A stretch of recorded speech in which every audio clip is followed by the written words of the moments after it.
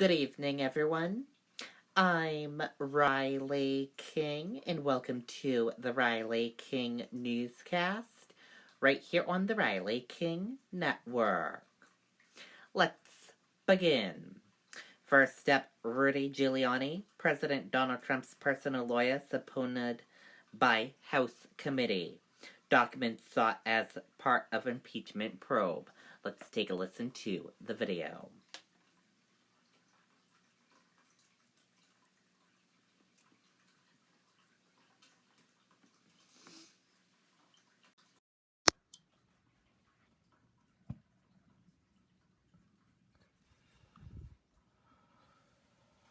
This month, switch into a new Chevy at Quirk Chevrolet of Manchester. Lease the new 2019 Chevy Silverado 1500 for just $285 a month. Quirk saves you up to $13,000. Chevrolet, find new roads.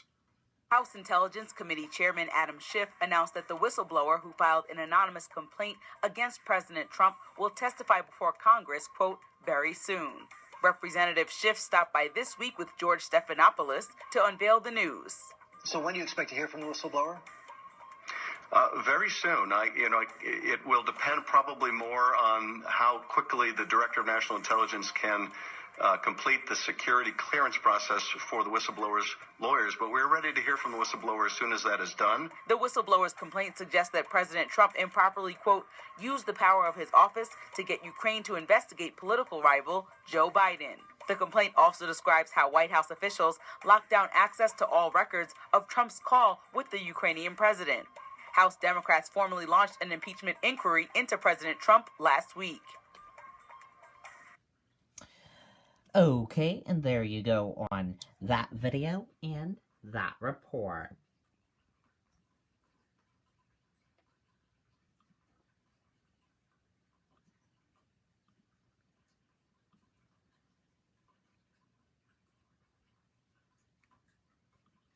Bernie Sanders in midst of New Hampshire campaign swing.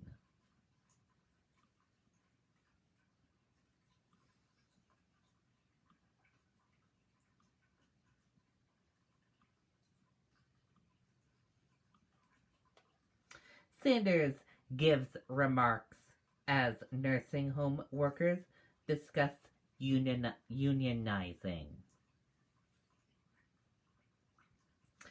Democratic presidential hopeful Bernie Sanders is in the midst of a campaign swing through the Granite State. The U.S. Senator from Vermont spoke about 4 p.m. at solidarity event at nursing home workers in Bretton Wood move toward organizing a union. Sanders also spoke at a breakfast in Hooksett at an appearance for WMUR's Candidate Cafe series at Manchester's Airport Diner and at a small business town meeting in Manchester. He is set to speak at a rally Monday evening at the University of New Hampshire in Durham. This story will be updated once he is done at that event at UNH in Durham. Man accused of killing Loudon toddler waives arrangement. Boy died of blunt force trauma to head, investigators say. Let's take a listen to that video from WMUR News 9, Ray Brewer.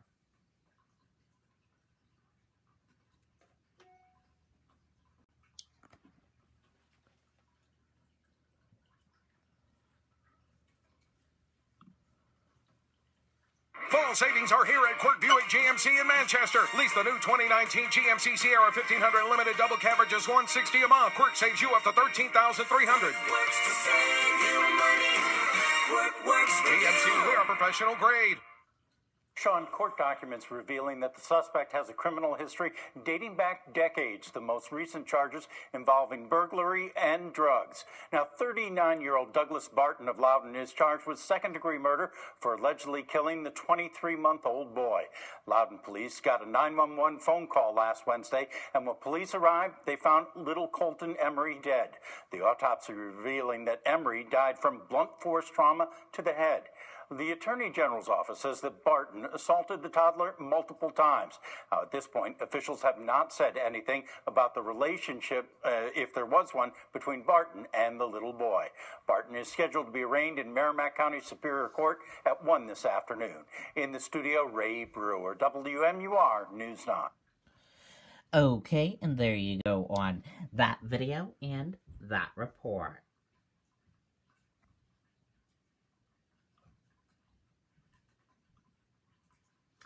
Concord's acting superintendent missing administrative credentials from State Department of Education. Concord School District's acting superintendent Donna Pally is not credited with the State Department of Education to serve as top administrator. Pally does not possess credentials to serve as superintendent or even as assistant superintendent, a role she has performed in the district for at least 8 years. Instead, she is credentialed as a special education administrator, elementary educator, K through 8th teacher, general special education teacher, and specific learning disability teacher, according to the Department of Education database.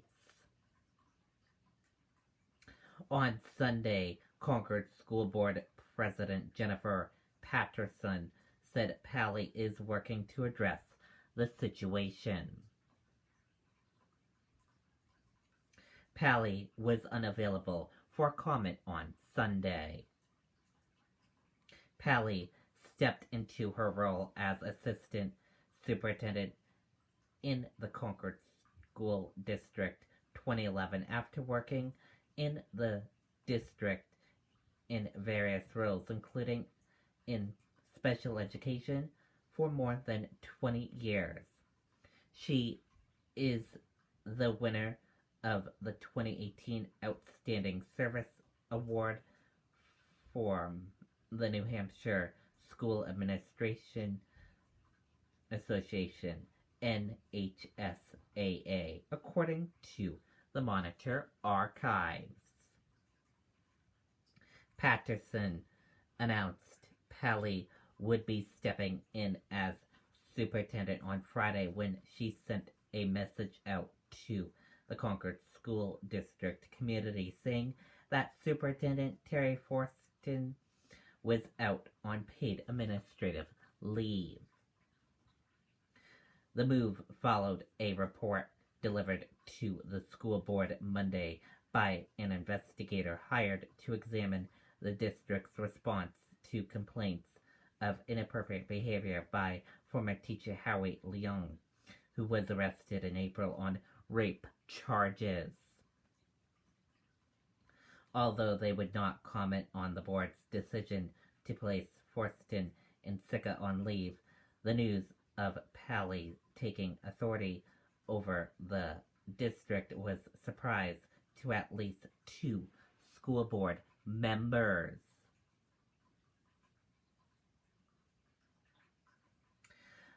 Fellow board member Barb Higgins said the Donna Pally thing was a big surprise.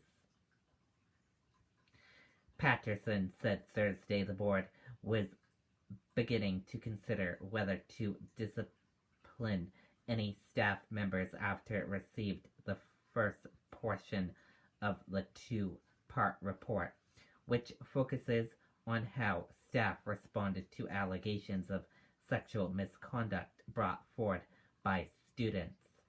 Part of that process will include reviewing the actions of every staff member who was involved with investigations into Leung.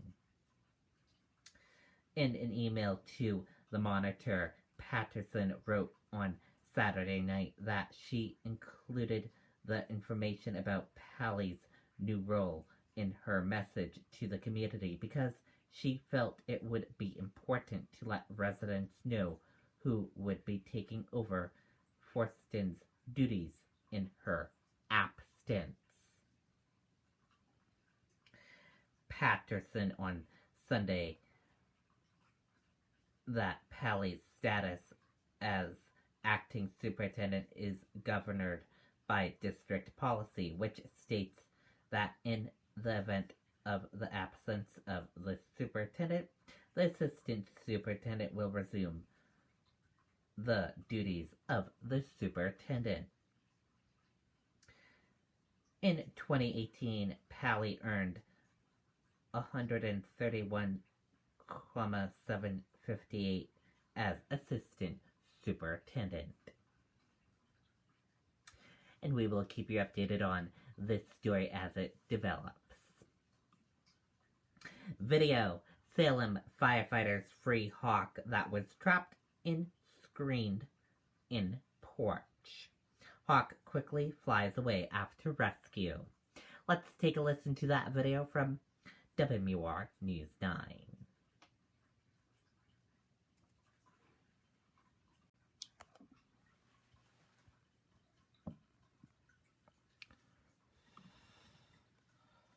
Fall savings are here at Quirk Buick GMC in Manchester. Lease the new 2019 GMC Sierra 1500 Limited double cab for just $160 a month. Quirk saves you up to $13,300. GMC, we are professional grade. Well, now here's something you don't see every day. Firefighters in Salem freeing a hawk in trouble. Look at this. They pulled it out slowly after it got trapped inside somebody's screened-in porch. How it got in there? I guess maybe we'll never know, but it did get out safely. Okay, and there you go on that video and that report.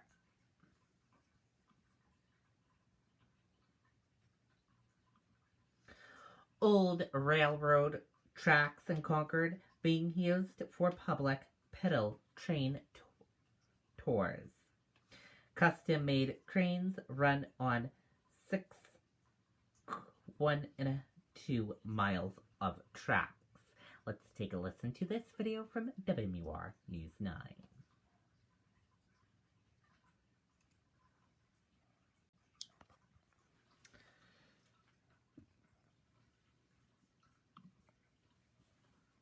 This month, switch into a new Chevy at Quirk Chevrolet of Manchester. Lease the new 2019 Chevy Silverado 1500 for just $285 a month. Quirk saves you up to $13,000. Chevrolet, find new roads. Part of an old rail line in Concord is getting a second life thanks to this unique activity. Scenic Rail Riders now runs pedal cars on the old tracks where freight trains used to run. They started some public tours over the summer. The custom-made pedal trains run on about 6.5 miles of track. These bikes roll very easily on the rails. There's not a lot of friction there, so it doesn't take much to get them moving. Yeah, anybody can do it, and anyone can schedule time to ride on the pedal cars there. They plan to run through the fall. Okay, and there you go on that video. Very cool indeed. Looks like fun.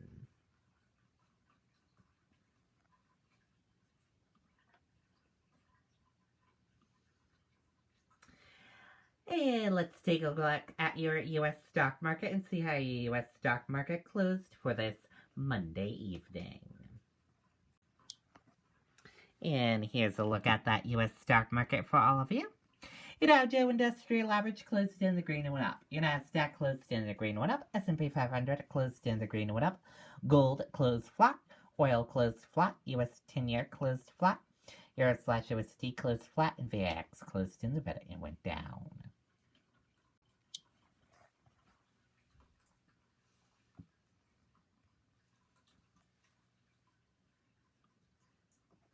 Dow rises nearly 100 points to end simulations third quarter. Stocks rose on Monday amid optimism around U.S.-China trade talks as Wall Street wrapped up a vital third quarter. Multi-state manhunt launched after 4 men escape prison. Let's take a listen to that video from ABC News.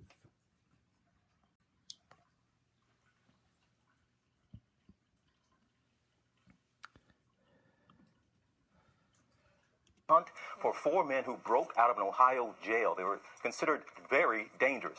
They overpowered their guards to get out. At least 3 of them have now been captured. Alex Perez has the latest for us from Greensboro. And Alex, 3 out of 4. Yeah, that's right. TJ, good morning to you. Authorities have been working this case around the clock. One of those men was spotted right here at this mall, prompting an evacuation and panic. This morning, an urgent multi-state manhunt for this man, Lawrence Lee III, one of 4 inmates who escaped from an Ohio jail. It's not safe for our community. It's not safe for our children. Something needs to change. The other 3, 40-year-old Brian Martin, 24-year-old Christopher Clementi, and 30-year-old Troy McDaniel Jr., taken back into custody overnight. Police say Lee, who was last seen wearing a black shirt and pants, is considered extremely dangerous. The escape occurred after the 4 men overpowered 2 female correctional officers with a homemade weapon. Once gaining access to the administrative wing of the Gate County Jail, the inmates stole the keys of one of the corrections officers' vehicles. The inmates drove for 1 block before hopping into another car that was waiting for them. Our detectives have established that the inmates had the assistance in escaping from at least 1 individual on the outside. Police here evacuating the area as a precaution. 3 of the 4 were apprehended nearly 500 miles away at a Red Roof Inn in Cary, North Carolina. This jailbreak is the 3rd in under a month for the same facility and was the 2nd escape for Brian Martin, who previously fled with another inmate, but both men were quickly caught. And there is a $2,500 reward for any information that helps authorities catch up with this last fugitive. Guys? Hope that will happen very soon, Alex. Thank you very much. Okay, and there you go on that video and that report. And that does it for this evening edition of the Riley King Newscast right here on the Riley King Network. I hope you all have a great rest of your Monday evening, and I'll see you back here tomorrow for another newscast. And I'll have a news report coming up in a little bit. Good night and bye.